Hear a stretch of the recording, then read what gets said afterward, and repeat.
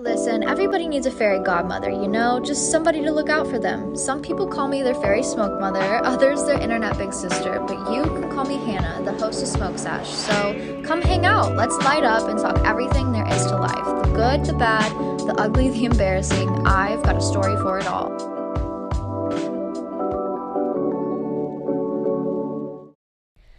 Good morning, hotties. How the hell are you doing today? Welcome back to another fun little beautiful episode of Smoke Sesh. I'm so excited to have you guys back with me again this week. Thank you for all the love on last week and just all the love in general. I love hearing from you guys and I love hearing what you're up to. And I have really been appreciating the support on all the videos I've been posting on my Instagram reels, like my cooking with me, my outfit videos. Shout out to all the girlies who joined the Patreon. I think I had like 150 of you join last week, which is crazy. Welcome to the club.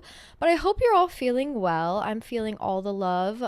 Feeling all the warmth, especially with this new season, spring beginning, new beginnings. We have a lot to catch up on. I haven't sat down on this couch in a robe in a while, though. Usually when I would record this podcast back in the day, like 3 fucking years ago, which is crazy to think about. I can't believe I've been doing this for so long. It has been such a journey and such a fun one, but not gonna lie, literally when I would record this and it was just audio, I didn't have to worry about what I looked like. I would be horizontal in bed, a mess, just like completely rotting, lazy girled up. And I love that, that's kind of what the vibe of this podcast is. Like, we're here to get comfy. We're here to get cozy. Who cares if it's a little casual? And I was trying to put an outfit together today and I was like, you know what? I really don't want to change out of this robe. 10 out of 10 recommend a robe. Growing up, my mom was always in a robe, okay? After her shower, end of the night, robe. Morning, robe. Afternoon, robe. And I used to be like, I didn't get it. I don't know. I didn't really hate on it, but I definitely didn't get it. I didn't have a robe as a child.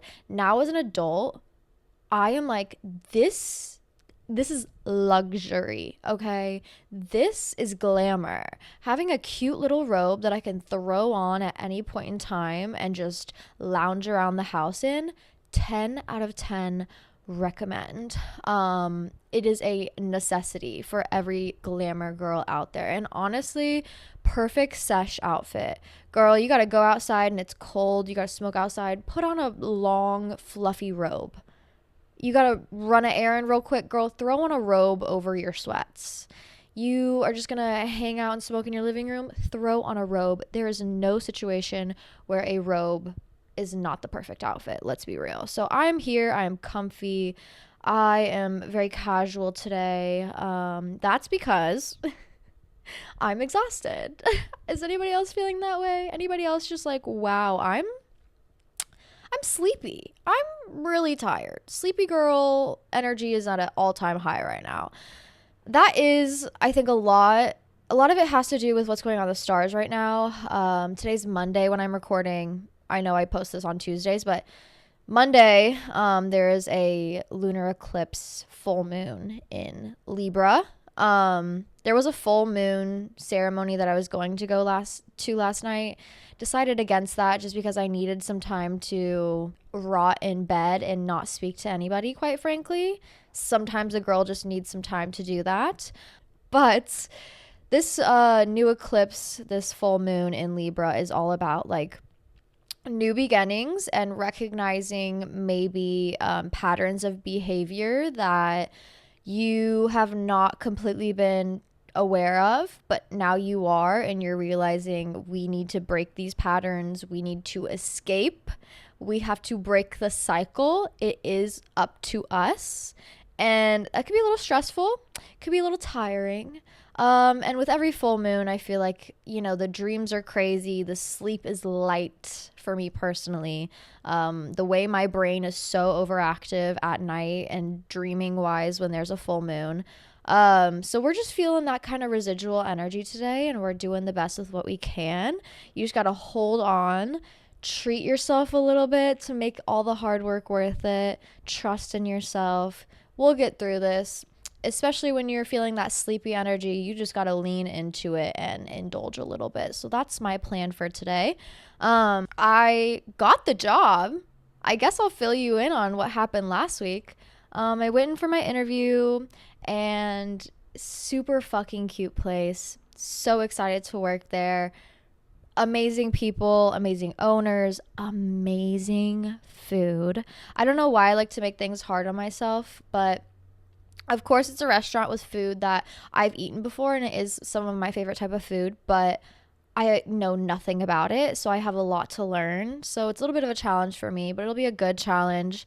And I'm so excited to work there, but I have just been like overworking this job, overworking my other job, and overworking my new job. So your girl is like, I need a day. Luckily, today is the beginning of my weekend, so I'm just here to hang out with you guys, light up a little bit, and just indulge in all my favorite things. Talk some gossip, enjoy life, hang out with my girls. What a better way to rest and relax, you know?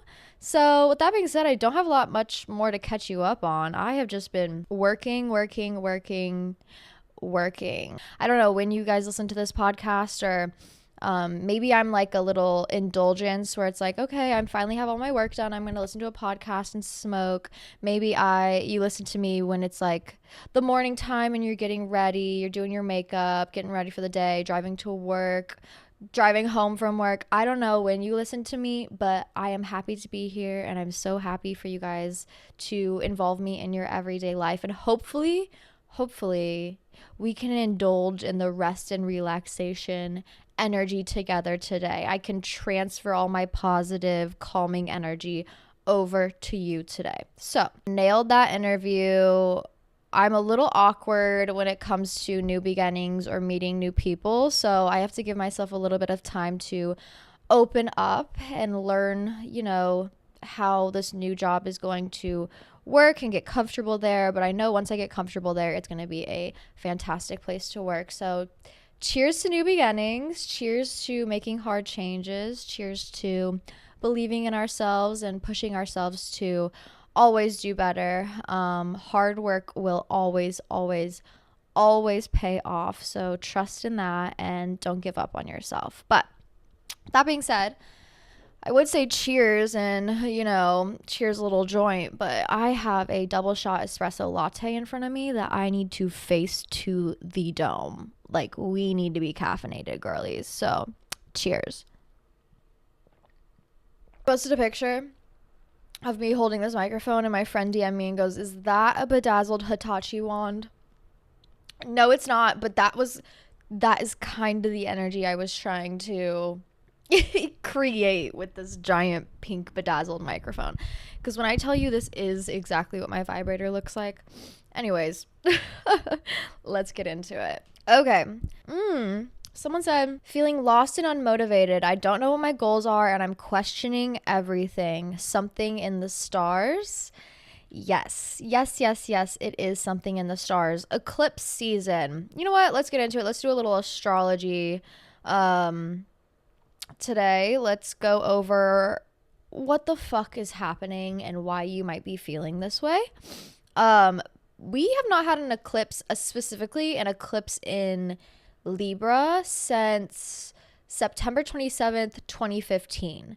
So the whole perspective of this eclipse is, where were you then and where are you now?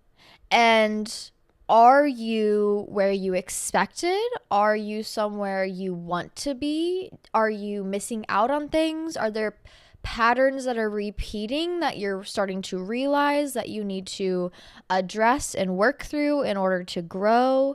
It is all about reflection. I feel like people think eclipses can be supernatural and scary and completely disruptive. I think people think that way about Mercury retrograde as well, when in reality, I think it is a great time to really pause and reflect on where you are and where you want to go. I try to be very intentional about times like this and really taking accountability for my own life instead of just being a victim to my own life. Like, we are the only people in charge of what we do on a daily basis and where we go, and you truly can get anywhere you want to be.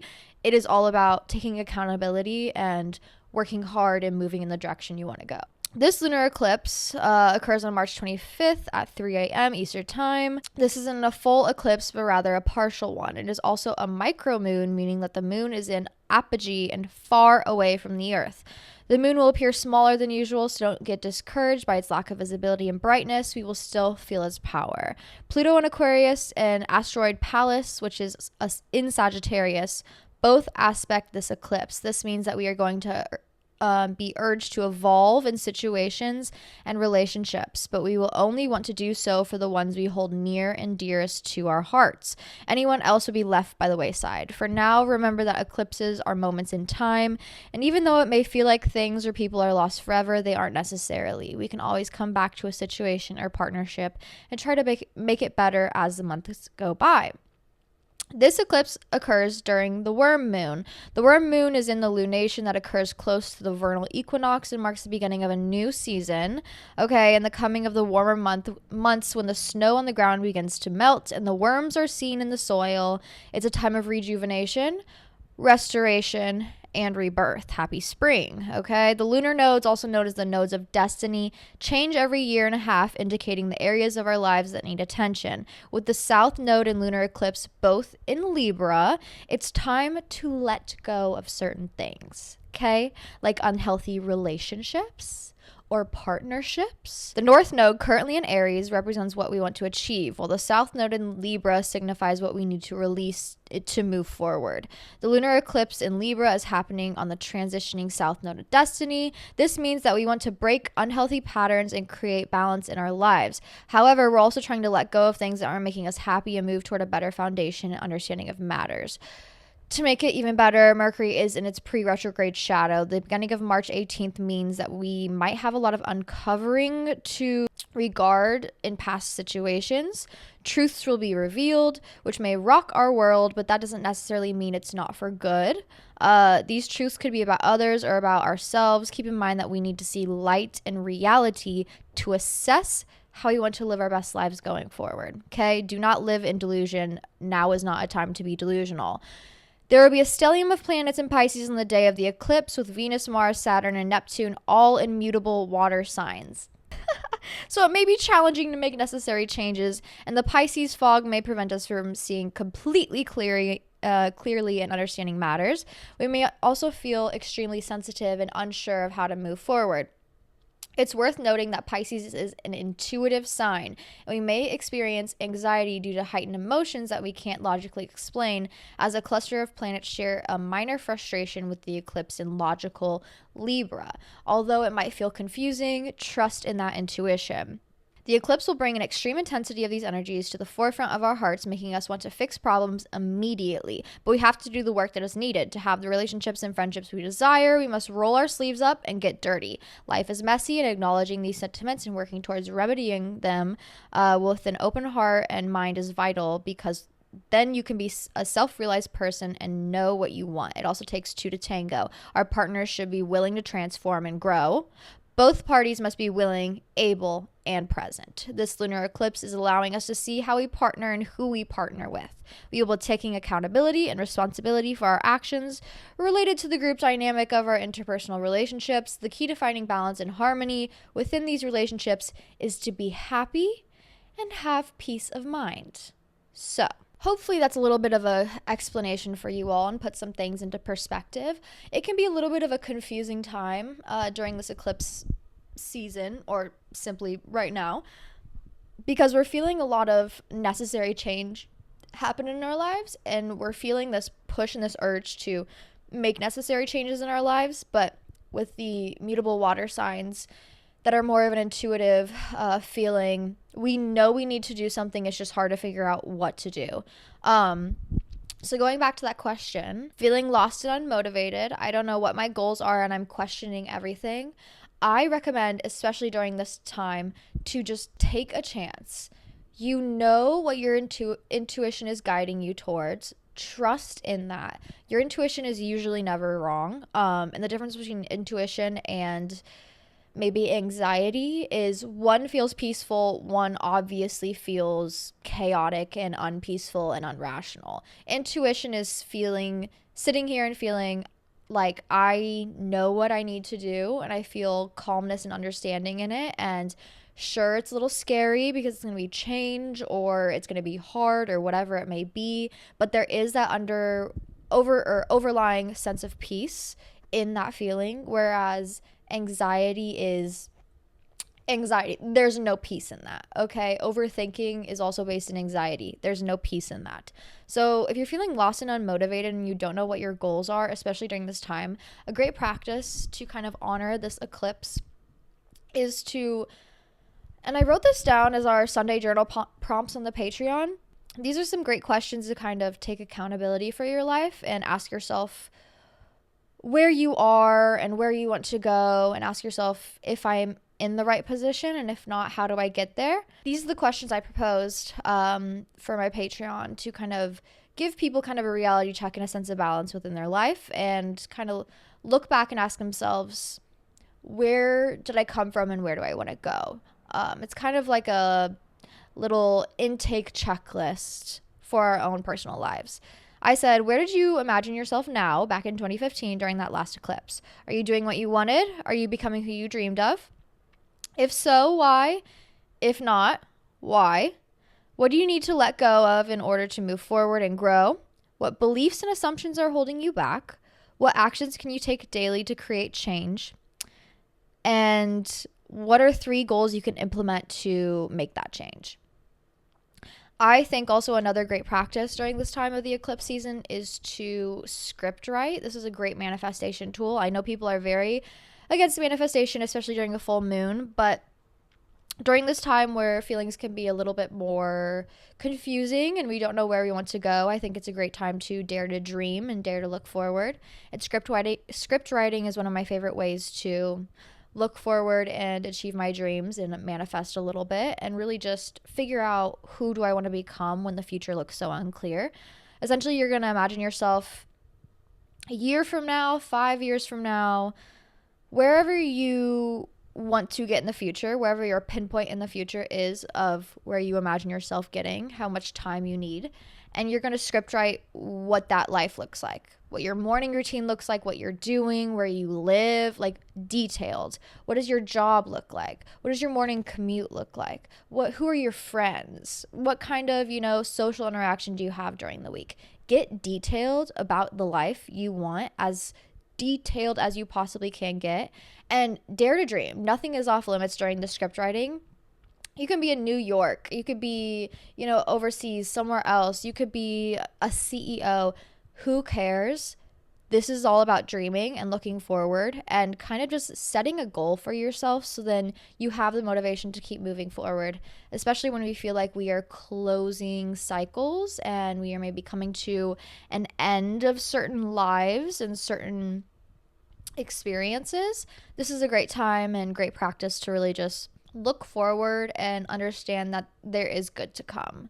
So if you're feeling heavy, if you're feeling overwhelmed during this time, don't let it get to you. Okay. Close off those cycles that are not fulfilling your life or not making you feel uplifted and, supported. And it's okay to leave people behind who maybe aren't, I don't want to necessarily describe it as benefiting you, because of course not every relationship is going to be a beneficial relationship, and you should not look at relationships as transactional in that sort of sense.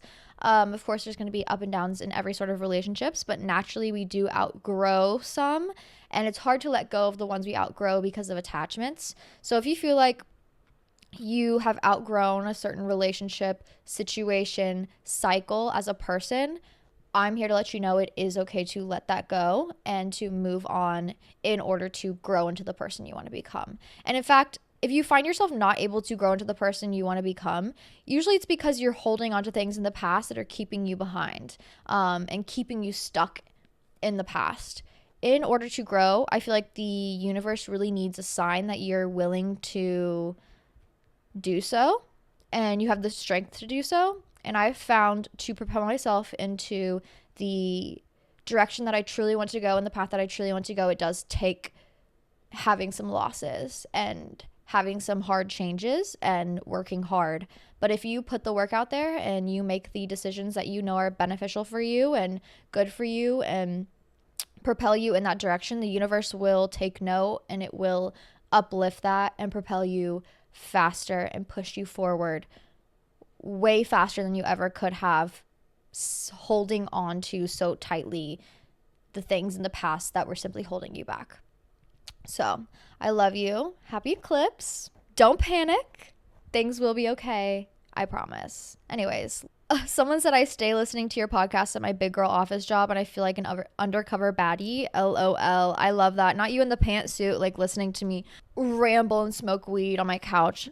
Love that for us. Honestly, true baddie behavior. Let's be real. Hopefully I can accompany you at your desk job and make it a little bit more fun. You know what I mean? The brain fog today is real. Oh my God, these full moon eclipses. I feel like especially in the full moon, I don't get good sleep. My dreams are fucking crazy. Tell me why last night. You know what? One thing I'll do, I will always have my back. Even when I am passed out completely asleep. Like I will always have my back. And that's how I know I have put in the work to really trust in myself and stand by myself. Because tell me why last night I was dead ass asleep, probably like 3 a.m., dreaming that I was sitting here recording this podcast and some girl came and knocked on the door, like saying there was like a delivery or something. So I had my boyfriend run down and like talk to her. And then I'm recording my podcast, and I'm like, you know what? It's been like 2 hours and I haven't seen him come back up. Like, what's going on? And so obviously it was done recording, so I went down to investigate, and this is not real. Once again, this is just a dream, but she was blowing him. And you know what I did? You know why I know I have my back? Because Dream Hannah, like there was no like sobbing, rolling on the floor. There was no waking up crying. There was no, I'm going to go beat the shit out of both of them. There was no violence. Dream Hannah said, oh my God, I have to get the fuck out of here. I got to go throw his shit over the railing onto the ground below. But I need to go find all of his vintage polo and hide it. So when he's packing his shit, because I'm kicking him out because he just cheated on me, I'm up. Because now I have a hoard of all of his vintage polo. And I know that's the only thing that brings him joy in this life. Like, how psychotic. How crazy. But anyways, thank you, Dream Hannah. Thank you for having my back. Thank you for being so smart. Because I was like, you know what? True, I'm learning a thing or two from her. Because real, like there's no need to get angry or mad. Like we up, okay? Kick him out, take his polo, take his good clothes, move on. Like, isn't that insane? Anyways, shout out to Dream Hannah for coming through on that one. Not based in reality at all. I don't really have any anxieties about any of that ever happening, but the dreams, no wonder I'm fucking exhausted. All right. Someone said advice for dating and hookups after being in a long-term relationship. Just have fun. Don't take it seriously. Do not get out of a long-term relationship and be like, I need to be in another one. I think after you leave a long-term relationship, you need to be single for like at least a year. At least. Because I'm sure your long-term relationship, you've lost your like single years for a couple years, I'm assuming. If it's long term, at least a year. Okay, so allow yourself to be single. Allow yourself to indulge in that. Allow yourself to like get to know yourself a little bit and reestablish your life on the basis of, I'm single. I am completely and utterly focused on myself right now. Because once you have your life established in that sort of sense, it's really easy to, recognize the people that just simply don't fit into your life plan, especially when your life is based on what is good for you and what is only good for you. If it's not good for you, if it doesn't fit, girl, you will feel it and there will be no accepting it. When you find yourself in a place of I need to be in a relationship, I need to be loved, you are so much more willing to settle for the bums and the brokies. So don't settle. Go out, have fun. Don't look for love right now. Enjoy life. It's okay to have like casual hookups, casual whatever. That's the single life, okay?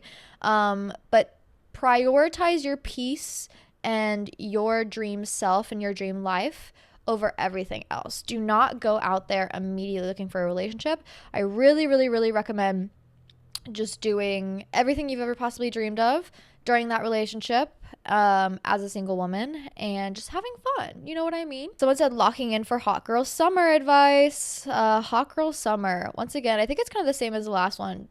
Just go out and have fun. Don't take things too seriously. Go dance your little heart out. Go make mistakes. Go try new things. Challenge yourself. Try and get out of the house as much as you possibly can. I feel like that's really the basis of hot girl summer every single year, is just like, we're outside, we out and about. You know what I mean? I'm gonna be in my shortest mini skirt. I'm gonna be in my shortest short shorts, my little tank tops. I'm gonna be dressing as hot as I possibly can. I'm gonna be feeling myself. I'm gonna get my tan on. I'm gonna be out exploring the world and taking advantage of as much of the world as I can, in the sense of exploration of not only myself in relation to the world, but also the world in relation to me.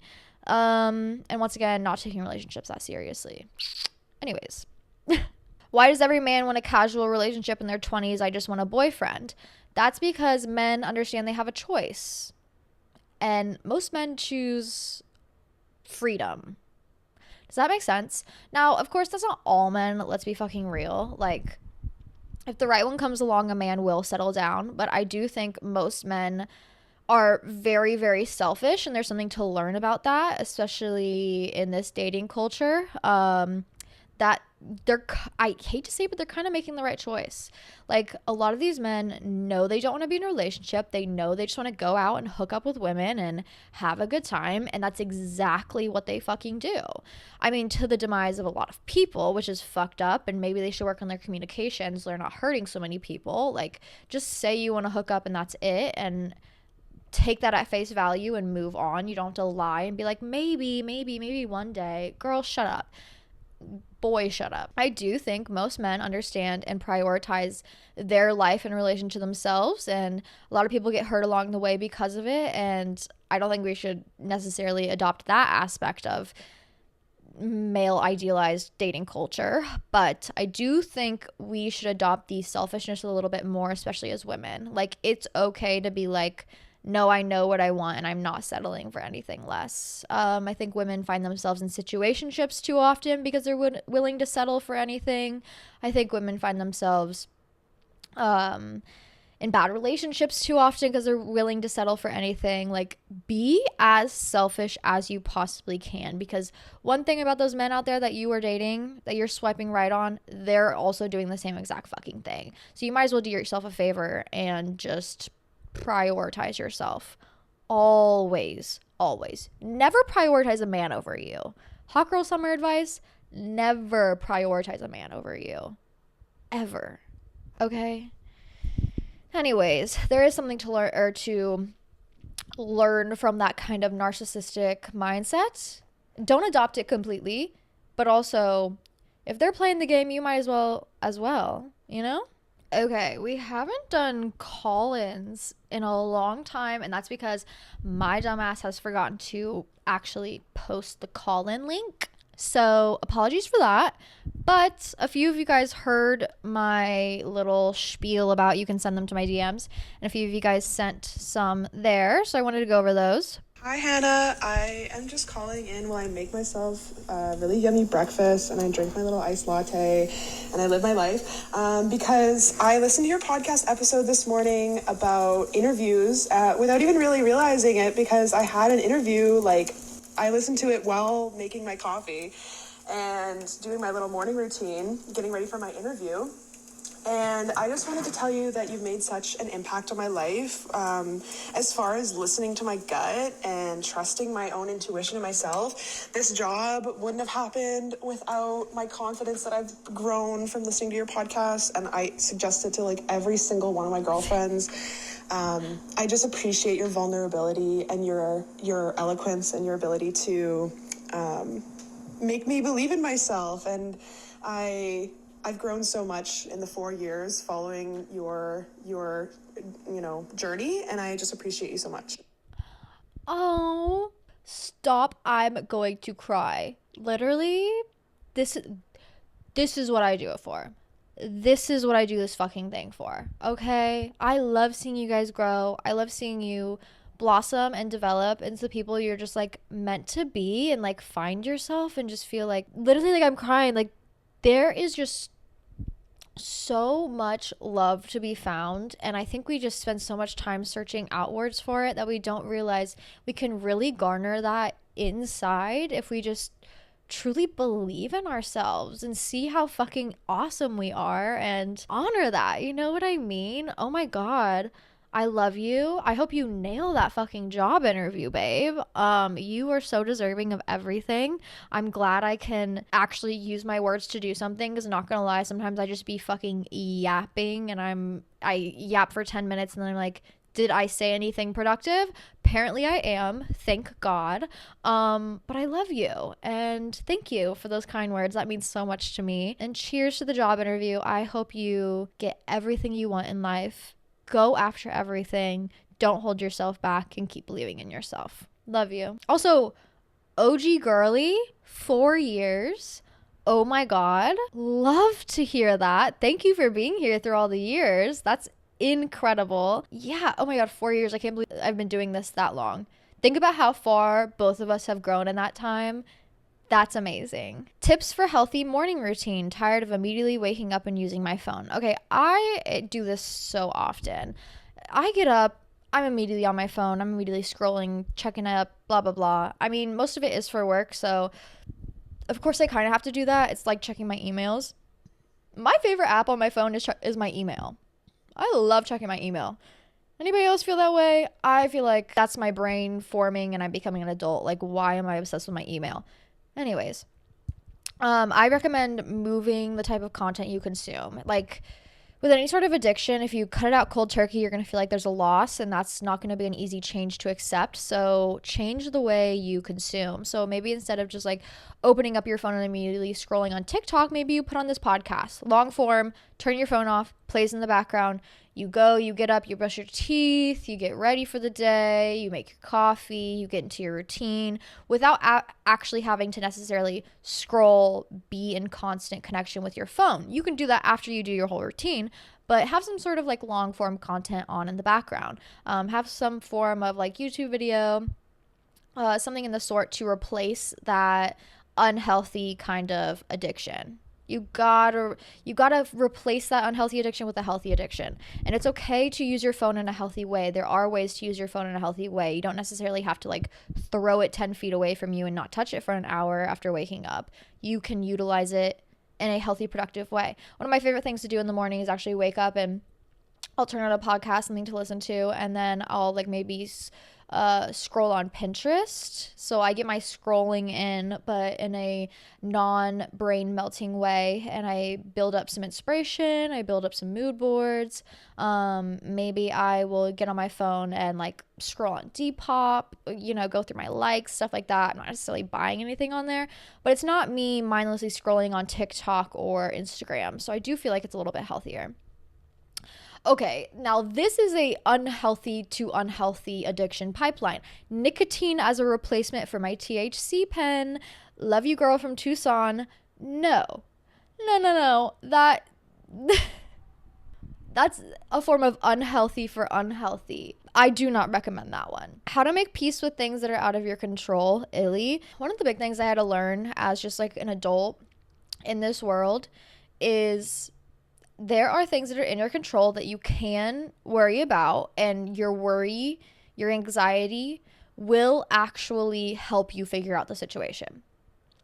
There are things out of your control where your worry and your anxiety are not going to help the situation. In fact, they probably will make the situation worse because now you're overthinking it, you're over analyzing it, when your overanalyzing and your overthinking is simply not going to help you whatsoever. I used to waste a lot of my mental energy, my time, just worrying about everything that I couldn't control. Every single thing. And when I tell you that was the most exhausted and most mentally drained I've ever been in my life, there are things that are out of your control. And if you want to be a normal functioning human being in this life, You have to recognize and decipher between those things. And when that shit happens and you can't control it, you have to mentally just step the fuck away. I love the term, not my circus, not my monkeys.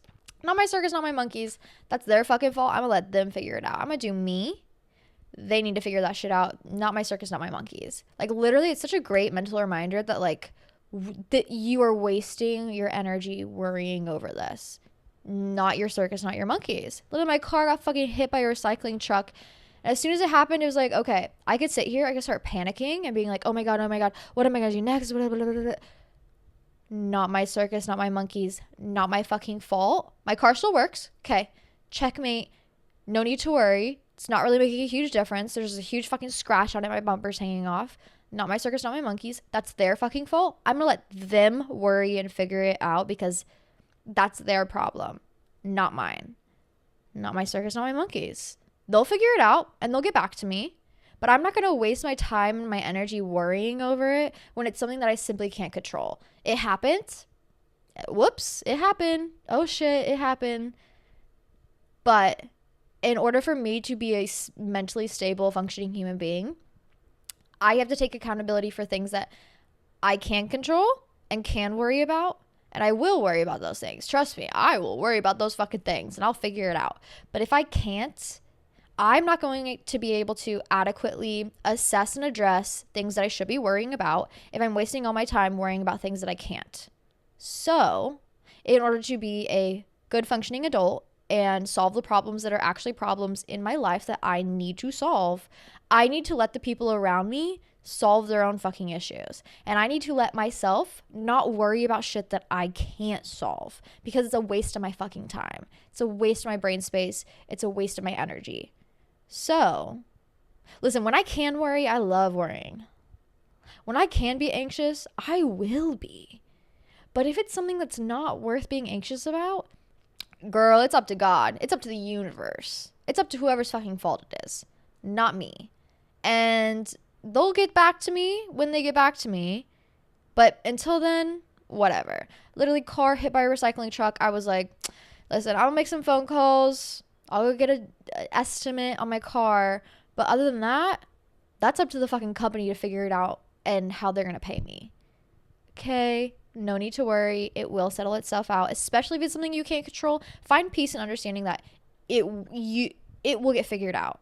Okay? You don't have to figure it out because it's not your fucking problem. It will get itself figured out. So worry about the things you can worry about. Everything else, fuck it. You know what I mean? You really have to realize where you can utilize, like, as a very anxious person, I realized you can use your anxiety to your advantage. Okay? Like, I can use my overthinking to my advantage. What? This isn't a negative habit that I need to completely release. I mean, need to partially release, but it does help me in situations that I find are problems that I do need to solve as an adult, or like work problems, or, you know, general life problems. Overthinking those will help me figure it out faster than ever possibly before. Having anxiety about those things, I mean, don't overwhelm yourself, but it will help me figure out those problems. Utilize it in situations that are good for you. But if it's not going to help you and you're just fucking mentally beating yourself up over something that's not even your fucking fault, release, let go. Not my circus, not my fucking monkeys, okay? When did you move out and literally how? Oh, okay, that's a good question. Well, I guess I technically moved out when I was in the dorms in college, but I don't think people really consider that actually moving out. Because the rent's a part of your tuition and it's not necessarily like bills, like adult things. It's more so like a soft move out. Now, a real move out, like as in paying rent, finding a lease, finding my own apartment, things like that.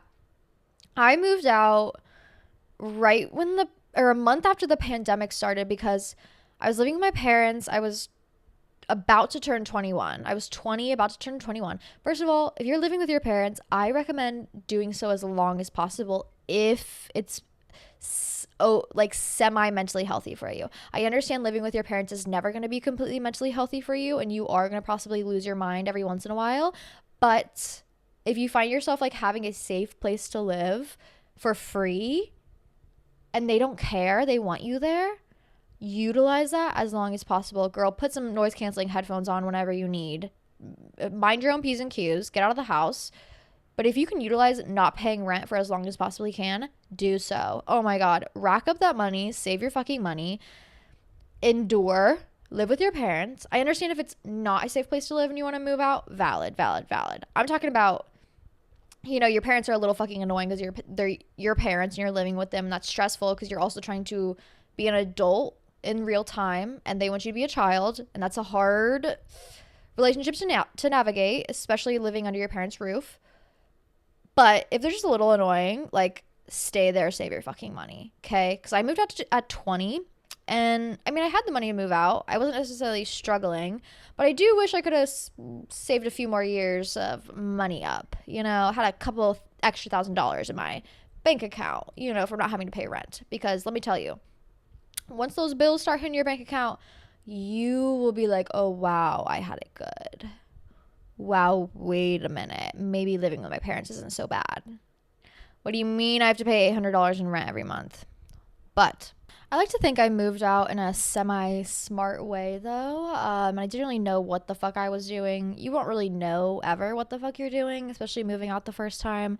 But it was during COVID, and I had to work. I had to make money. Hello. Unfortunately. And COVID was happening, and my mom was very paranoid about COVID, as she should be. I'm not saying, like, I'm not an anti-COVIDer, like, very real to be paranoid about it, but she was like, if you're gonna live with us, you have to quit your job. And listen, babe, that simply was not an option. Let's be real. Unfortunately, not an option. She was like, you can live here, but we're not gonna, like, pay you. You had to quit your job. Like, sorry about it. And I was like, I feel like if I quit my job, I'm going to, lose a lot of money. I'm going to lose a lot of my independence. And that just seems like a non-negotiable for me. So I was like, fuck it, I'm moving out. I moved out, and I did so by renting a room in a house. I don't think moving out and immediately moving into a big 1-bedroom alone apartment is a good idea. I think you kind of have to go through the nitty gritty to get to the good. You know, now I'm living in a fantastic, amazing 2-bedroom apartment, but of course my first apartment was not like that whatsoever. I joined like a local searching for roommates, searching for place to live Facebook group. And I don't use fucking Facebook, but it's a great community tool, especially when there's already community groups created and there's people consistently posting in there. And I just was in there every day looking for a cute house with nice girlies, and I lucked out. I found an amazing fucking house in an area that I loved. In fact, I'm looking to buy a house in that area now. Rent was cheap. I think it was like $600 for a room in like a 4-bedroom house.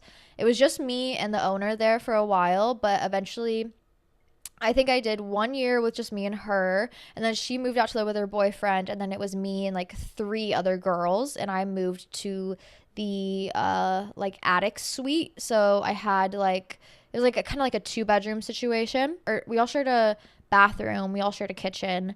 But I think that community aspect is really good, especially as a first time living alone. Because then you have people to kind of rely on in a sense of like, if you have questions, you can always ask your roommates. Now, none of my roommates were my friends. And I think that's a good distinction to make. None of these roommates were like people I grew up with, friends like that, really good friends. They were like friends in a sense of like, I liked them and I would chit chat with them and we'd hang out every once in a while. But they were not like close friends. I feel like a lot of people have a hard time living with really close friends because it's hard to communicate with really close friends. It's hard to kind of have that like roommate boundary with really close friends. Especially if you find yourself getting to issues or problems. Maybe you like don't want to bring things up because they're really close friends, things like that. You know, I think it's really good to have a roommate that maybe, you know, you get along with, you're friends with, but you're not like friends with, like obsessed with, you know what I mean? So I moved in there, lived there for a year, had some other girlies moved in, lived there for another year, and then she ended up selling the house. So I lived there for 2 years.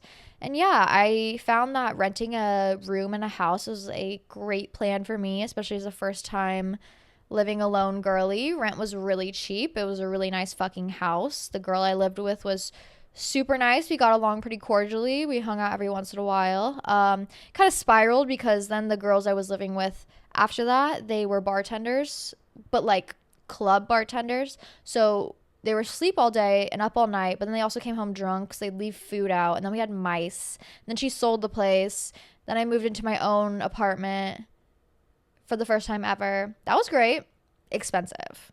Expensive. So I think to cut costs, especially living alone for the first time, living alone can be scary. Like, not having people to live with can be scary, especially when you're alone constantly. So I think if you're moving out for the first time ever, move out with roommates. Find a house, find your local, searching for roommate groups, find some girlies that look like they'd be a fun time to live with, and rent a room in a house. 10 out of 10 recommend as a tool to move out for the first time and kind of set yourself up for success.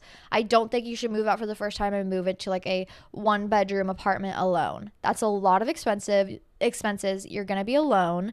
You're going to have to like completely stock the place with furniture and pots and pans and shit like that. Worry about stocking a bedroom in a house or in a, 2-bedroom apartment. Don't worry about trying to fully furnish a whole apartment as a first time person moving out, because it's gonna be really fucking expensive. So if you can find a house that some girlies already live there and looking for a new roommate, that's how I think you should go about it. Someone said, "Hi Hannah, I'm finding out that I have ADHD at 19. Do you have any tips for working with it? Thank you." You have to like overschedule. You have to overschedule. Big thing about ADHD is you forget very easily. You also get sidetracked very easily. You also kind of have a hard time setting up schedules or organizing anything in your brain. You need a physical place to organize. You need multiple physical places to organize. I love lists. I create lists every single day. Okay. Every week I have a notes app that I open and I create a list of all my groceries and I organize them by day, of what we're going to eat. So then I have a full list, full understanding of what I need to eat, what I'm eating for lunch, what I'm eating for breakfast, what are my snacks, what dinners I'm having on certain days. So then during the week, I don't have panic attacks not being able to figure out what the fuck I'm eating for dinner. Okay, scheduling, same thing. I have a big wall calendar. I fill out my monthly calendar. I check it every single day. I also have a weekly calendar or a weekly planner that I fill out every Sunday, whatever my reset day is, maybe Monday. And I check back in with it and I cross things out and I write it back down and I color code things. Okay. You have to be extra, extra organized because your brain isn't. So you really have to step up and kind of solve that part of your brain that's not solving itself, that can't solve itself. And for me, with my ADHD, I felt like my anxiety was higher, my overthinking was higher, my dissociation was higher when I was not taking accountability and organizing my life. I thought my life would just organize itself. Hell no, girly. You got to work extra hard, unfortunately. But if you do work extra hard, the hard work will pay off, I promise you. But you got to get organized, okay? Monthly calendar, weekly planner, creating lists, do brain dumps of things you need to do, and then organize based off of that. You will figure it out, but I feel like that's what has worked best for me, especially as somebody who has a very, very hard time organizing, understanding, remembering, due to my ADHD. Thoughts on dating a man that is hotter than you? I feel so insecure. Is he making you feel insecure? Because if he's making you feel insecure about it, or if he ever has brought up the topic of he's hotter than you, immediately dump that man. Dump him immediately. If he said, "I'm hotter than you," or "you're not as hot as me," what the fuck? That's a psycho. Dump him. But if it's just like unnatural or insecurity that you're coming up with yourself, thoughts that you're planning in your own brain, offer yourself some forgiveness. Hot people really only date hot people, so I doubt you're uglier than him. Like, let's be fucking real. When has a man been hotter than a woman? Ever. Ever. Ever. So I doubt that is a thought based in reality. Offer yourself some peace and forgiveness. You have to be hot if this hot man's dating you. 2 + 2 = 4. Let's be real. Someone said not really a question, but I got your hoodie and I'm obsessed. I love that. I'm creating so many new fun things for you guys. Should I spill the tea? I actually, you know what? Fuck it. Yeah, I will. I'm redropping the Got Weed t-shirts just in time for 420. I will be releasing those hopefully in the next week or so. So keep your eye on that. Follow my Instagram at Hannah Marlene to make sure you know when the drop is available, and they should be available for a long time. Same thing with these hoodies. They should be available for a while. I ordered a lot of rhinestones, so we should be good to go. So if you have been the girlies who have been DMing me every single day, like, girl, when will they restock? Follow the Instagram at Hannah Marlene. I will let you know very, very soon, hopefully by next Tuesday. I also am creating new lighter cases. I created gold in the past.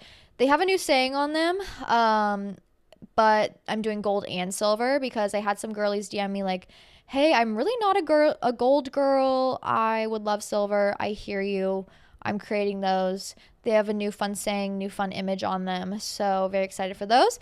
I also am a big coffee girl, obviously, and I love collecting mugs. And I was like, why haven't I created any mugs for myself?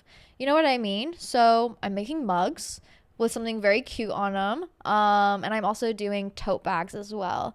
I might do more hoodies in a different color, different saying, different size, things like that. We'll see. But those are the things that I have coming up, and I'm very excited to share them with you. I've been working hard with some people on creating and designing and getting these things made. So that'll be my spring drop in like a month, the mugs and the lighters and stuff like that. But I do want to get those Got Weed t-shirts out to you guys before 420 because I know you girlies will be out celebrating, and I want you to be running around all bedazzled and looking hot as fuck on 420. Let's be real.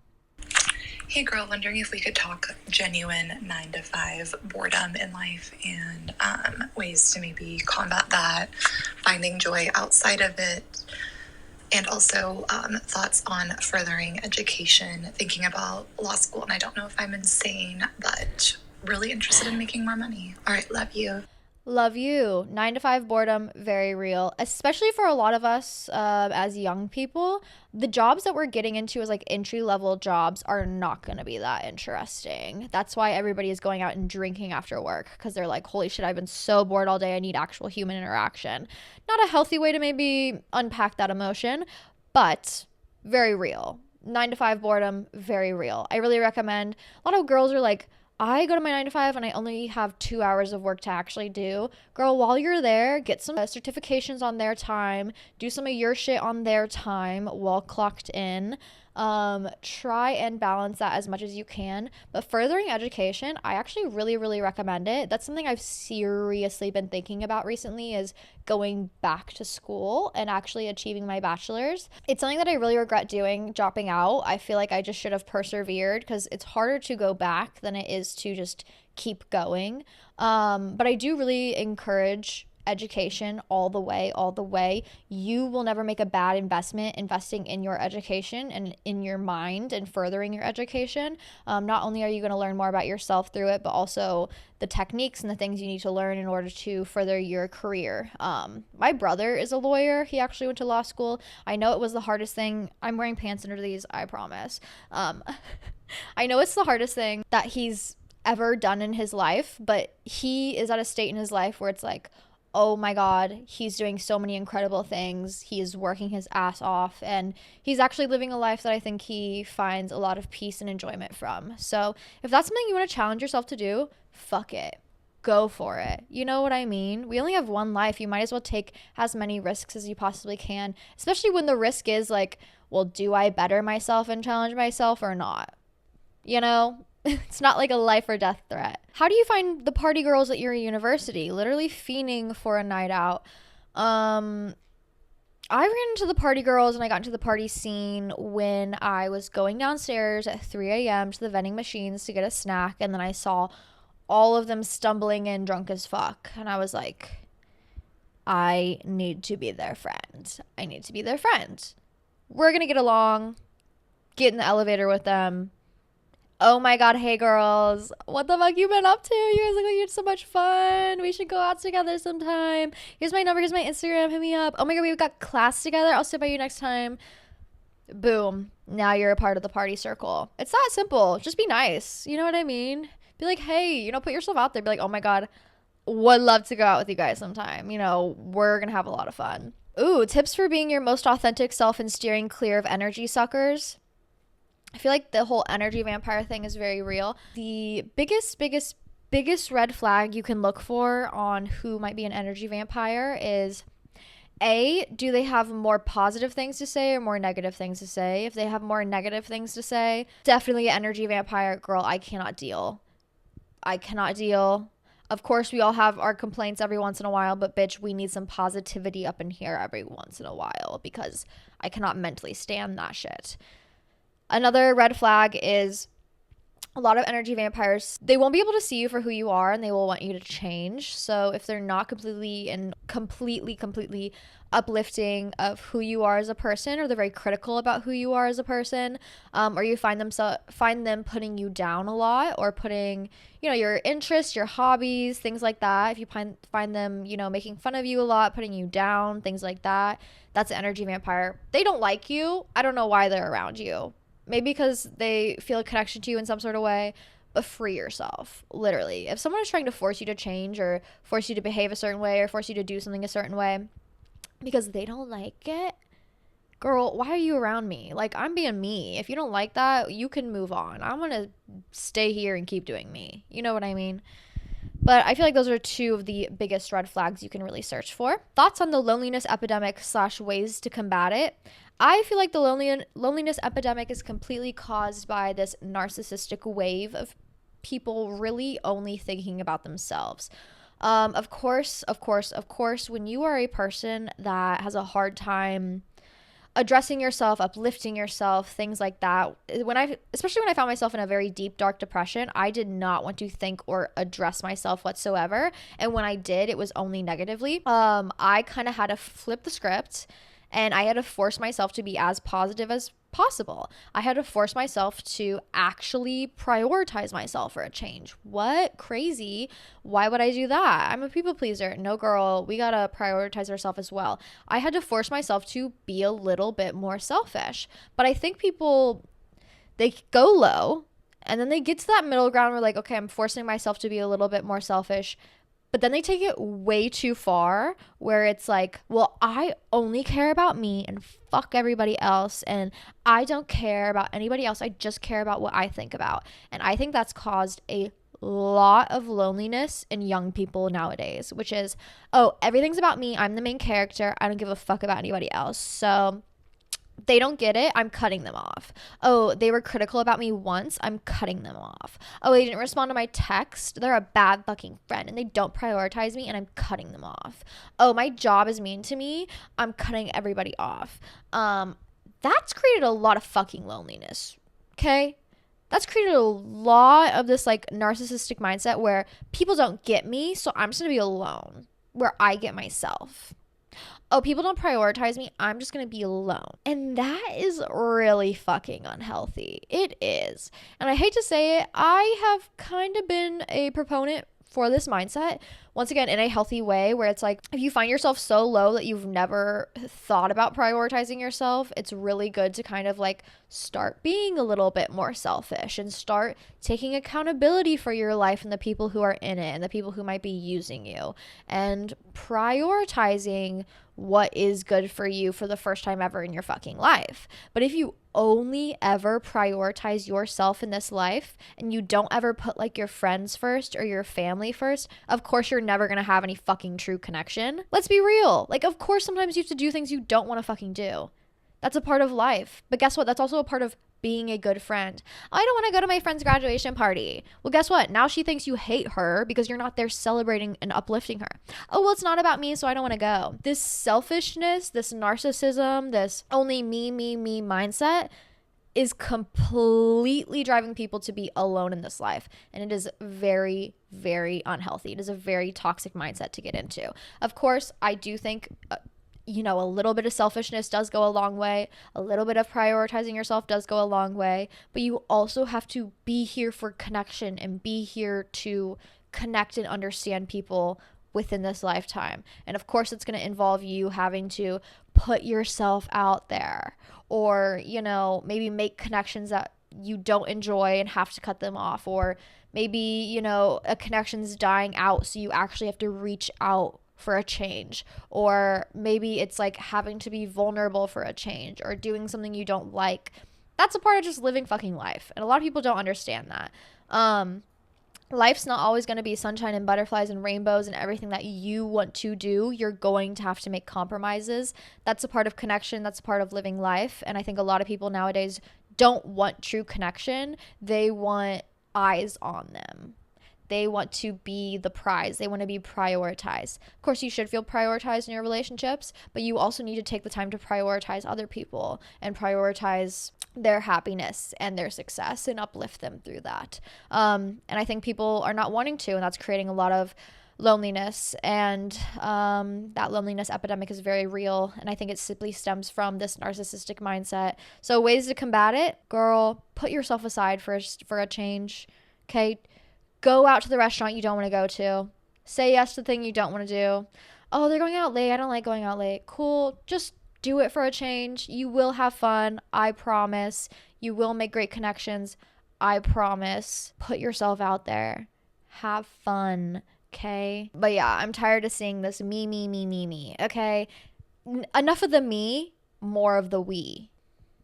Oh, okay. I saw people on TikTok the other day talking about their rice purity score. I feel like once a year, the whole like rice purity score comes back around and people start talking about it again.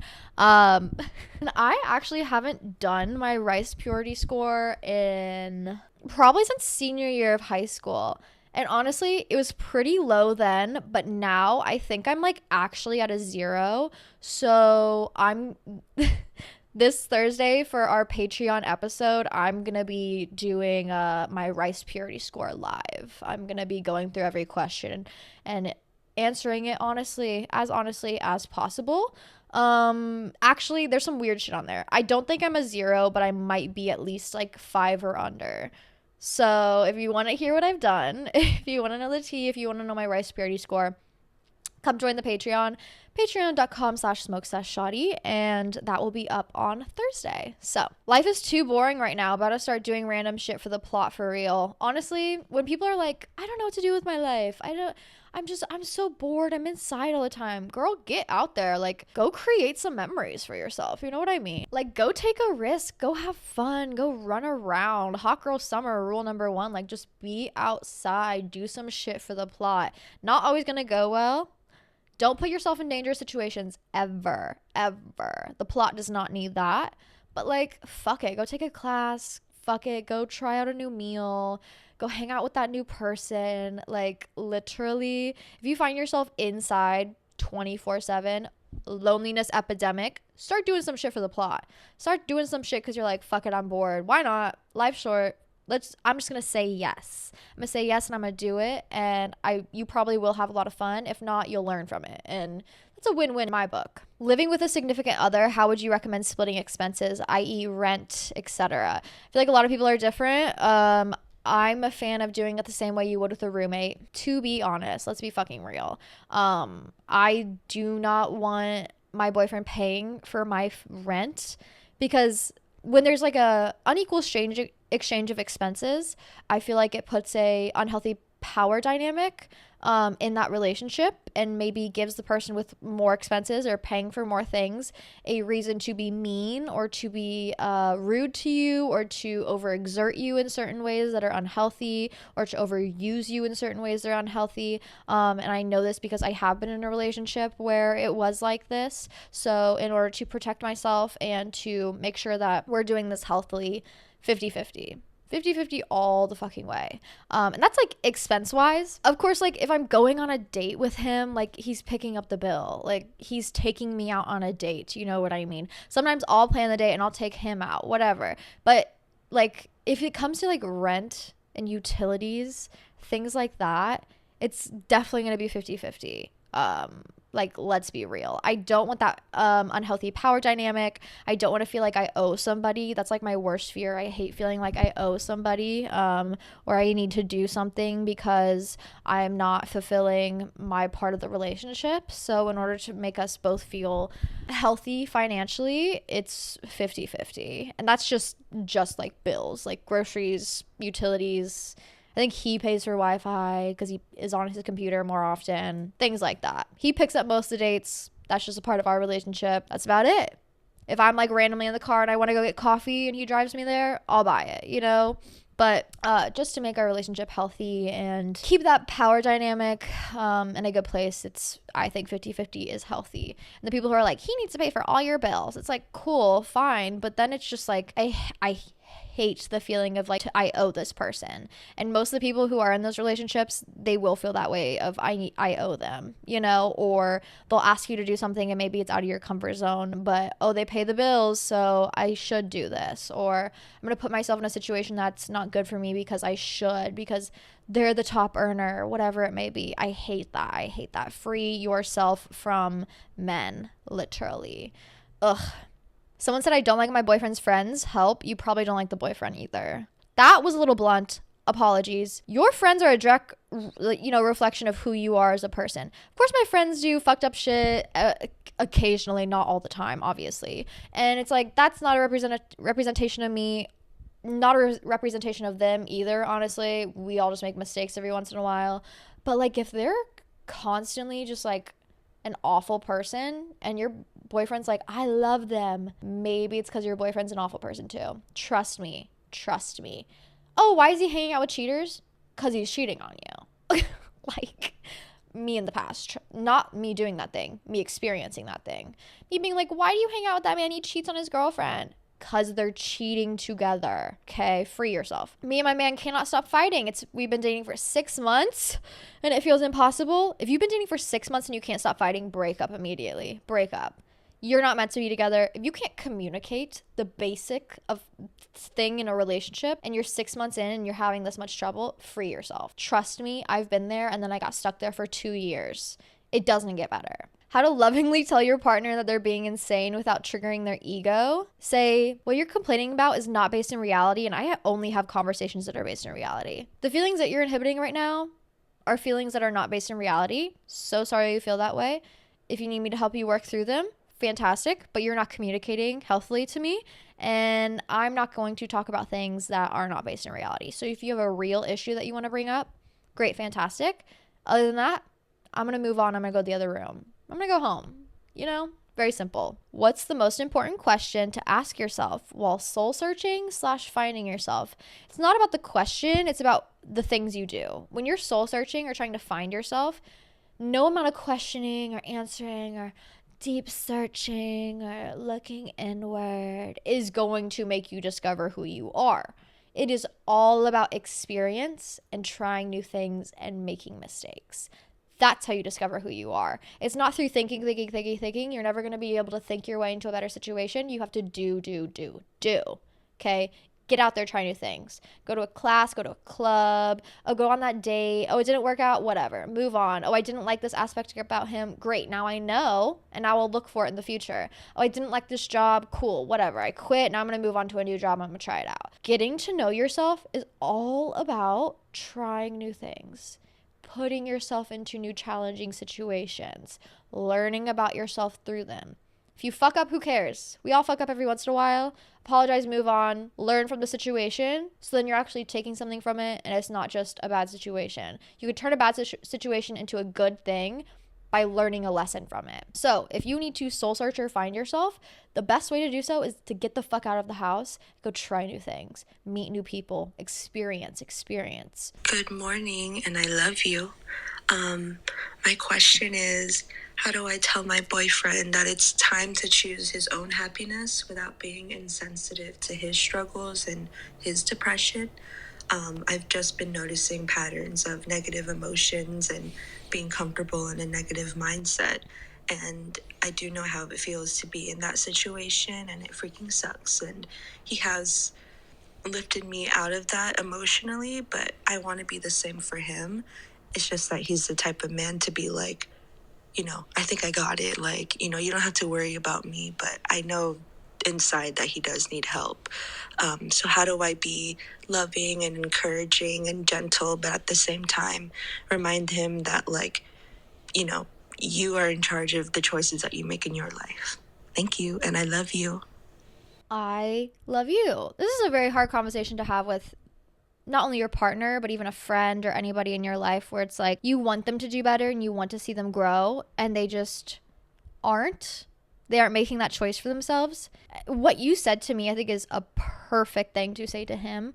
I don't think it will trigger his ego in any sort of way. I think if you come to whoever needs help in your life as a concerned, kind, understanding individual, they will be able to hear you out. Do not come in an aggressive state. Do not come in like a high emotional state. Be like, listen, I am going to sit you down and talk to you because it's something that I'm worried about.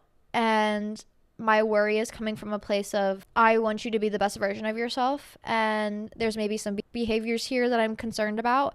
And it's my duty as a good friend, as a good partner, as a good person to bring this up to you and to make sure I'm holding you accountable, because I don't think you're holding yourself accountable. Maybe it's like, I can't handle this emotional intake, especially when it's so negative. I need you to regulate, so then we're able to regulate healthily in our relationship. Maybe it's I need you to help yourself, so then you're helping me. Do you know what I mean? When a lot of people have a hard time prioritizing themselves and uplifting themselves and taking accountability for their lives, they're very used to that people-pleasing mindset. So sometimes it's easier to kind of frame it in the, when you help yourself, you're helping everybody else. You know what I mean? Like, you helped me so much. Now it's your turn to help yourself. And I'm going to be here for you, and I'm going to stand by you, and I will always be here for you in any sort of way that you possibly need. But I can't be here for you if you can't even be here for yourself. You know, I think it's important to grow and change with your partner and be able to do so. But if you're not growing or changing with each other, and you feel like you're growing in a distance from each other, whether it's due to mental health reasons, job reasons, lack of motivation, it's a vulnerable position to put yourself in, but I do think it can completely strengthen and uplift a relationship if you're both able to see both sides and communicate honestly and effectively. And you communicated honestly and effectively to me, and it sounded very kind and compassionate. And I think what you said to me is exactly what you need to say to him. It's a hard conversation, but you'll get through it. I believe in you. Someone says, sister, I need a vacation, but I can't due to school/work. What do? You got to create the vacation at home. I have vacations like once a week from my fucking bed. Do you know what I mean? I'm like, no, I'm going to chill the fuck out today. Yesterday, that was my kind of day. I had to go in the morning and train, but then I was like, I just worked 7 days in a row. I need to chill the fuck out. I need 7 hours to myself where I'm not talking or interacting or doing anything, and I'm simply just like choosing what I want to do, whether it's eating good food, watching TV, scrolling on my phone, doing a bubble bath, a face mask, whatever it was. And I'll kind of feel bad because, my mom texted me. She's like, hey, we're doing family dinner tonight if you want to come. And, I should go, blah, blah, blah. But girl, I need a vacation. I need to chill the fuck out. So it's okay to say no to things like that if you need a day. But, like, prioritize one day to, like, have a vacation day where it's just, I'm going to do everything that I want to fucking do, and no one's gonna get in my way. And honor that. Celebrate yourself. Order your favorite food. Watch your favorite movie. Do a little bubble bath. Do a face mask. Whatever chills you the fuck out. Indulge a little bit. Smoke, eat an edible. Hang out. That's how you have an at-home vacation. Red/green flags of guys on dating apps. Okay, red. There's not a lot of green flags, but red flags. If the conversation gets sexual quickly, red flag. If he's getting sexual on the app, okay, I get it like a very funny, silly way, like LOL. But if it's getting like weird, girl, red flag. Okay, if it's also just getting sexual quickly on a dating app to begin with, that man is only there for sex. Move on. Okay, he needs at least 5 pictures or more. I need from different angles. I need a full body shot. I need a head shot. I need pictures of you having fun. Green flag. I need to know you have hobbies and interests that aren't just hobbies and interests that every other fucking guy has. I need to know that you, like, have a life. Green flag. I need to know you have friends. Green flag. I need to know we have similar interests. green flag. Good music taste, green flag. What else? Funny, green flag. Not the typewriter response every other fucking man has, green flag. Has a personality, green flag. K, hot, green flag. But yeah, red flags. Getting sexual too quickly, only there for sex, boring ass personality that every other man fucking has, surface level interests, can't really get too deep into it, only talking about himself, red flag, red flag, red flag, red flag. Brings up his ex, red flag. I just got out of a relationship, red flag. Only is going out to bars every single night, red flag. Club promoter, red flag. That's all I gotta say. That's all I can give you, girls. Is it okay to lie about your body count? Yes, but why the fuck are they asking you that in the first place? Man texts you and asks about your body count, red flag. Why the fuck are you asking me that, you little fucking freak? I bet your body count is 10 times what mine is.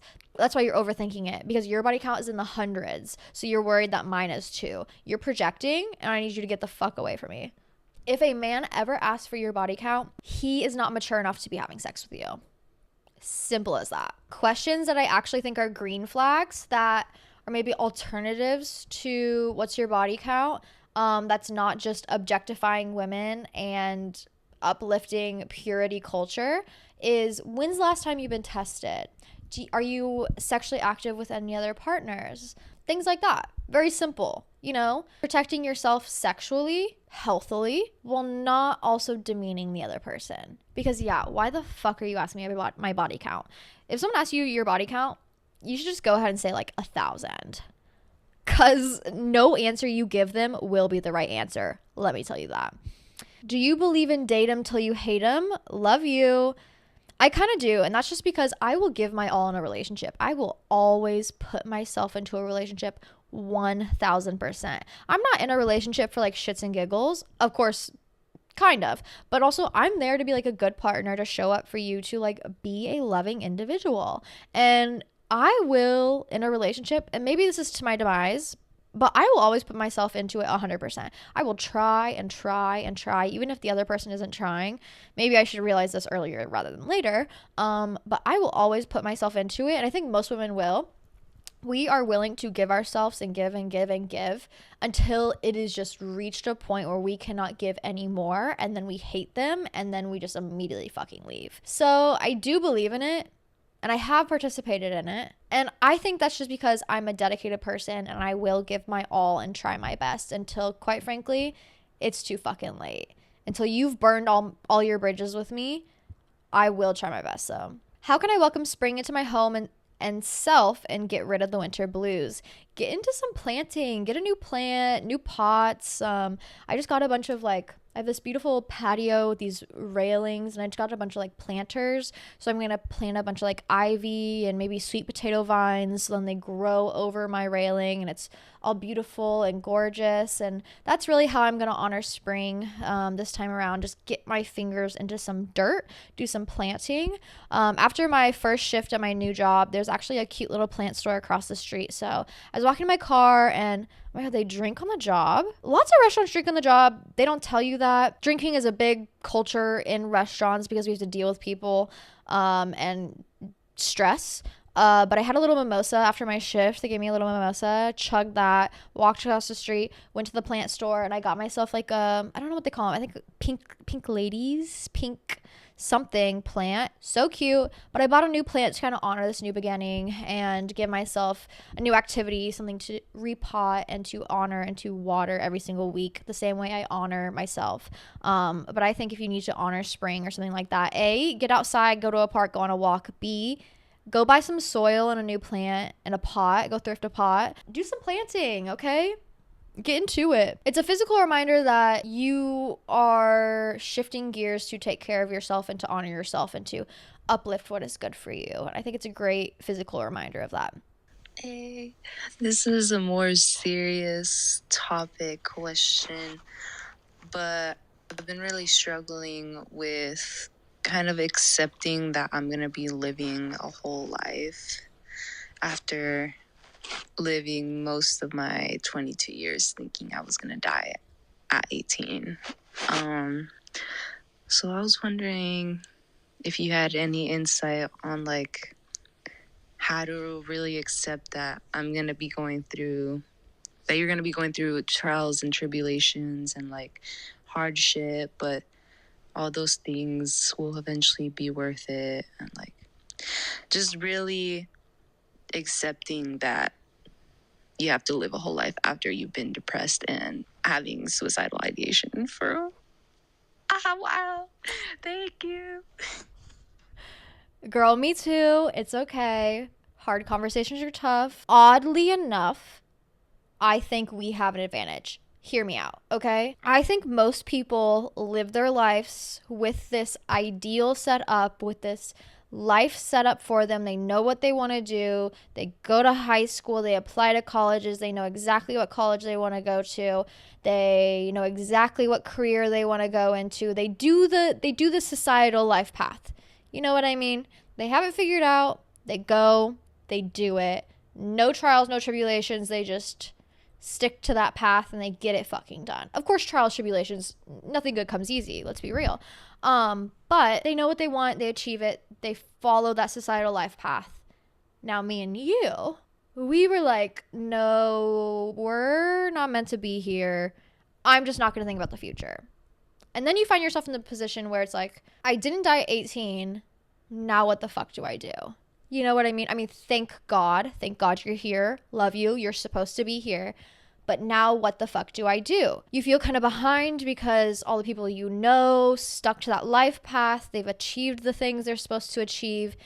And you feel kind of left behind in a sort of sense where it's like, my life has been on pause for so long because I've been struggling to figure out what's in here. So I haven't been able to even think about what's out there. And now I'm finally thinking about what's out there. And it feels like my life is just beginning. Your life is just starting. There's no such thing as being behind. There's no such thing as having to catch up or not being on the right life path. Every single person's life is going to look immensely different. There's going to be different trials, different tribulations, different things they have to go through, different struggles. And our struggle was our mental health. You got through it. You survived. You trusted in yourself. You made it to the other fucking side. And I'm so proud of you. Now, I had to kind of look at it where it was like, I'm kind of like in a better position than all the other people who went on that societal life path. Because A, I didn't want to take that path anyways. B, now I can do whatever the fuck I want. You know? Like, we've done the hard work internally. We're building up that relationship. Now we're starting to look outwards. We have the whole world open to us. We can do literally anything we fucking want. And we're crazy enough that we're willing to take that risk. Do you know what I mean? The people who stick to the societal life path, you know, the high school, college, graduation, job, fantastic. That's amazing. I am not diminishing that whatsoever. You are incredible. You did that. Different life path that maybe me and you chose, where it's like our life was on pause because we didn't see a future for ourselves. Now it's like we're a little crazy enough that we can do anything we want. We can achieve anything we want. We're crazy enough that we've chosen this different life path that we're willing to take some more risks. Do you know what I mean? So if you find yourself in this position where it's like, holy shit, now the whole world is open in front of me. I didn't plan for this. What do I do? I know I talk about this a lot, but just go out and try. There's no such thing as failure. There isn't. You're not a failure for not staying on that societal life path and following through. You're not a failure for not going to college or finishing college. You're not a failure for not being a CEO by 22. You know what I mean? There's no such thing as failure. There is only learning experiences and successes. So get out there, accomplish everything you want to desire, figure out what you want to desire. Even if you don't know what you want to desire, try new things, go try new jobs, fuck it, make new friends, move to a new area. You know what I mean? But there is this position where it's like, holy shit, I did not plan to survive, but we did. And now we can do anything we fucking want. There is a blessing behind that. And you have to take advantage of that blessing. You do. Because you deserve it. You deserve it. Okay? You made it through that thing. You got to the other fucking side. You put in the hard work. You dedicated time to yourself. You healed yourself. You showed up for yourself. Now you are deserving of everything you possibly want in this life. You survived. Go after everything you want. Period. And if you don't know what you want, you got to start focusing on dreaming. Big thing about me, especially when I was in a darker place and there was no future for myself, I didn't know how to dream. And that's why I say the phrase dare to dream a lot. I did not know what it was like to even look forward whatsoever. I didn't know that was an option. Do you know what I mean? So I really recommend, if you don't know where to start, dare to dream.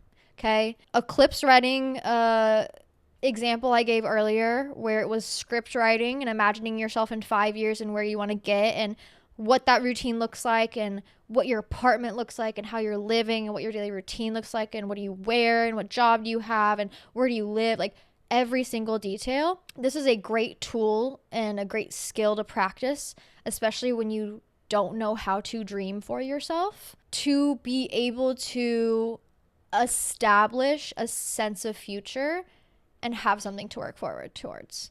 You deserve the life you've always dreamed of, but you got to start dreaming first, okay? Before you take that first step, actually this can be your first step, is just owning that you're amazing and you're beautiful and you are a hard worker and you got through that thing so you can get through anything. Battling my mind and figuring out how to get into a good place was the hardest thing I've ever done.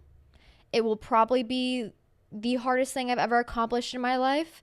And to be able to accomplish it at such a young age is so incredibly inspiring and insane that I was able to work with myself and get myself to a good place again. That if I was able to do that at fucking 16, 17, 18, imagine the fucking things I can do at 30. Imagine the things I can do now. Okay? If you can get through that hard thing, you can accomplish whatever you want. So dare to dream. You are deserving of a healthy and wonderful and amazing future. You are deserving of having dreams. You are deserving of achieving them. Believe in that. Trust in yourself. Keep working on yourself. Keep working forward. You've got this. Trust me. I never thought I'd be sitting here. Ever in my entire life. Never. I didn't imagine a life past 18. Let's be real. I didn't. I didn't think I would have a fucking podcast. I didn't think I would have this beautiful, amazing apartment. I didn't think I would be in a loving relationship. I didn't think I'd have a healthy relationship with my parents. I didn't think I'd have a job that I actually enjoyed. I didn't think I'd be a creative individual. I didn't think for myself. But once I finally got out of that and I sat down and I script wrote what I wanted to be and where I wanted to be and how I envisioned myself 4 years ago, I think back to that journal entry a lot because now I'm living that life. Now I am achieving everything I ever wanted to. And it is all due to the hard work I put in at 16, 17, 18 in order to rebuild that relationship with myself and rebuild that trust with myself and prove to myself that life was worth living. Life is worth living. You are deserving of everything. I love you so much. Keep trusting and believing in yourself. If you ever need help, reach out. But I think you got this. I think you're amazing and you're beautiful and you're wonderful. And everything you ever dare to dream of will find its way towards you. Of course, hard things will come, but I have found that it was unfortunate to go through a very, very hard thing at a young age, but it is the hardest thing I've ever had to work through. And I am so thankful to myself for putting that energy and that time into getting through that hard thing, because now the little things that life throws at me, I'm like, oh, piece of cake. Yeah, a fucking truck hit my car. Whatever. I'm alive. I'm here. It's not as bad as having suicidal ideations. So I'm good. Things will be okay.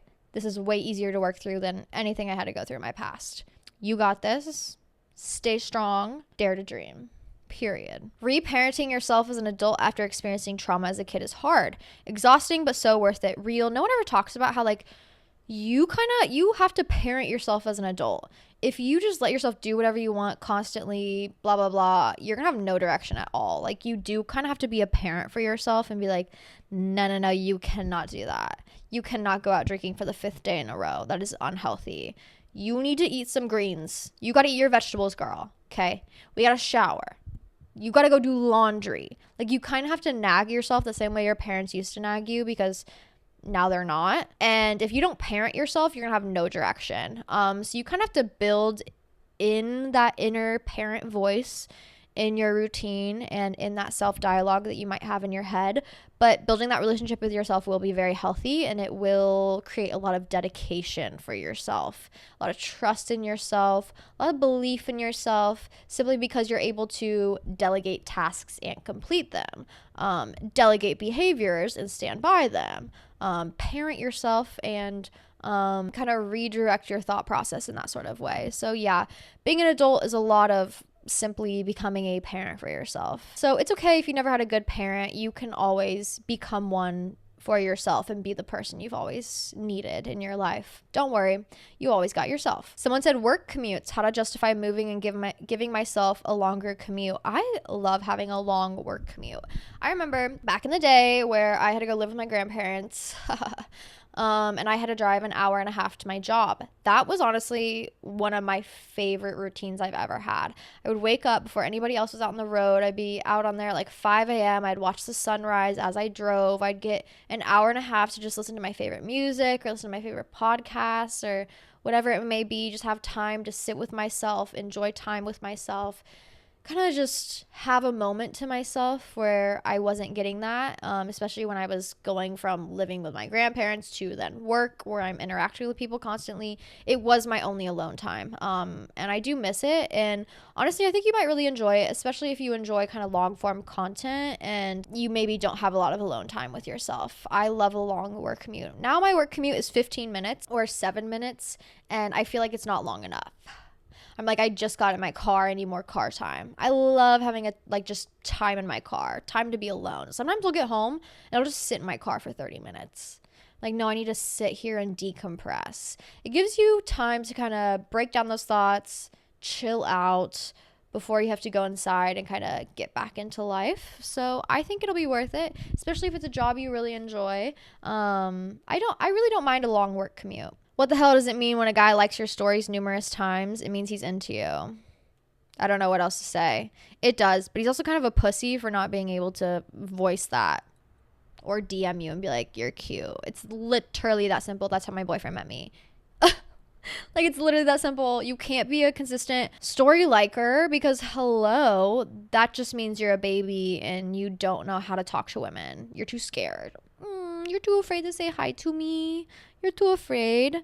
Literally, just be like, you're cute. That's exactly what my boyfriend said to me. And then we started hanging out and now we're dating. We're like 4 years in. Isn't that insane? Isn't that fucking crazy? 4 years. God, I've grown so much during this time too. I think that's kind of it for the podcast, you guys. I know, I'm so sorry. I hope you've had fun with me though. Thank you for all the love and support and showing up for me every week. This podcast just keeps growing and reaching new people and new audiences in ways that I never could have possibly imagined, and I'm so genuinely thankful for being able to make these connections and get to interact with you guys on a weekly basis, and not even weekly, like almost every single day, especially on Instagram. I've been posting a lot there. So it's just been such a blessing, and I'm so thankful for all of you guys, and genuinely, you all deserve the best in this world. You deserve every single thing that you have ever possibly dreamed of. And I can sit up here on this podcast and talk about how you should do it, or talk about how you should view things, or, how to maybe change that perspective. And it might sound easy, but it does take a lot of hard work and dedication. But every ounce of hard work and dedication that you pour into yourself will be worth it tenfold. I promise you. If you are afraid to start, do not be fearful of the future. Be fearful of not becoming what you want. Because if you believe in yourself and you trust in yourself and you put in the work and the dedication every day, it'll be exhausting, but it will be so worth it. Having that relationship built within yourself and being able to stand by yourself and uplift yourself. So take what I say, but also implement it into your own life and uplift yourself consistently through that. I like to sit here and verbalize that, so then maybe you know of a good way to verbalize it to yourself, and maybe you're able to repeat these things to yourself, especially if you're not used to doing that. I understand how hard it can be when you don't know where to start or you don't know where to begin, but sometimes it just takes one step in the right direction for your whole life to change and for you to become on a new path and really grow into who you're supposed to be. And I know all of you will get there. I know all of you will grow into these beautiful people and these successful girlies and the baddest girlies out there. And I'm so excited to see who you become. But with that being said, only you can make that change in your life. Eclipse vibes. If you need to change, if you need to let go, it's okay. It can be scary, but the universe sees your dedication and your willingness to change as a positive thing, and it will bring into your life so much goodness. I promise you. But with that being said, if you want to see more from me, follow me on Instagram at Hannah Marlene. I've been posting a lot of reels there, a lot of posts. Really been getting very creative on that, and I love doing that. Thank you for all the kind replies and comments and support there. I'll be doing my rice purity score on Patreon on Thursday. I'm going to post some Eclipse information today. I did some journal prompts yesterday. Some affirmations as well. But if you want more content, long form content as well, follow the Patreon, join the club at patreon.com/smokeseshshotty. And yeah, be kind to yourself, trust in yourself, follow your intuition, support and uplift yourself. 1,000%. The universe will support you through every single hard decision, hard choice you make, and it will gift you the life you've always dreamed of. But I love you. Have a fantastic fucking Tuesday, and I will see you all next week. Mwah!